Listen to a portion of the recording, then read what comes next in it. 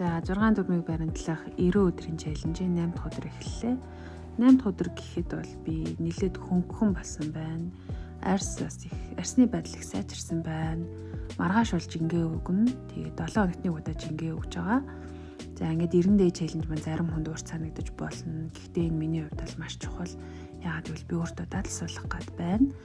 Зөндөө олон зүйлийг гоё мөрөөддөг, ярьдаг мөртлөө огт хийхгүй байх юм бол эн чинь ямар ч үр дүнгүй байгаа.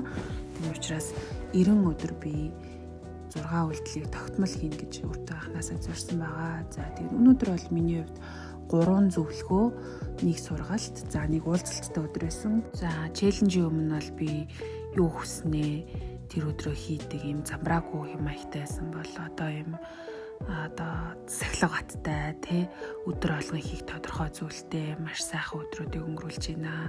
Челленжийн өмнөх би челленжид байгаа би хоёр бол хоорондоо нэлээд зөрүүтэй гэж би харж байна. За сэтгэл готрол бол бүр тийг байгаа. Тэгэхээр мэдээж хоолоосаа тий витаминтай савгаад дасгал хөдөлгөөнөө хийгээд өдөр тутам хийх ажлуудаа хийх нь бол хамгийн чухал.